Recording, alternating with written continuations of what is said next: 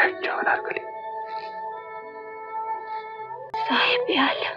अनारकली, इधर देखो। मैं तुम्हारी आंखों में अपनी मोहब्बत का इकरार देखना चाहता हूँ। इन्हें न देखिए शहजादी, इनमें कनीज की सहमी हुई हसरतों के सिवा और कुछ नहीं। भूल जाओ कि तुम एक कनीज हो, और सलीम को अपनी आंखों में वो देख लेने दो जो तुम्हारी जबान कहते हुए डरती है। मेरी आंखों से मेरे ख्वाब न छीनिए शहजादी, मैं मर जाऊंगी। अनारकली, मैं इन ख्वाबों को हकीकत में बदल दूंगा।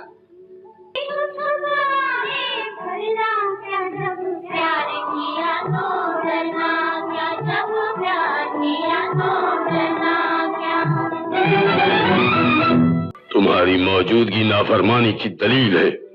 अनारकली कैद कर ली गई और मैं देखता रहा। और तुम कर भी क्या सकते थे? एक अजीम शान शहंशाह के सामने कोई कर भी क्या सकता है, मगर आज जिल्ले इलाही को अपने जुल्म और मेरे ज़ब्त की हद मुकर्रर करनी होगी। अगर तुम्हारी आरज़ू एक कनीज है, एक बांदी है, तो सारी जिंदगी इसी तरह जब्त करना होगा।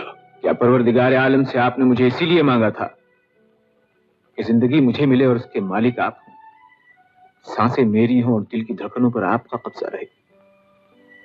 जिल्ले इलाही, क्या मेरी जिंदगी आपकी दुआओं का कर्जा है जो मुझे अपने आंसुओं से अदा करना पड़ेगा? सलीम, अनारकली तुम्हारे काबिल नहीं। यूं नहीं, एक लाडले बेटे के बाप बनकर मुझे अपने कलेजे से लगा लीजिए और उन्हीं प्यार भरी नजरों से देखिए जिनसे पहली बार आपने मुझे देखा था।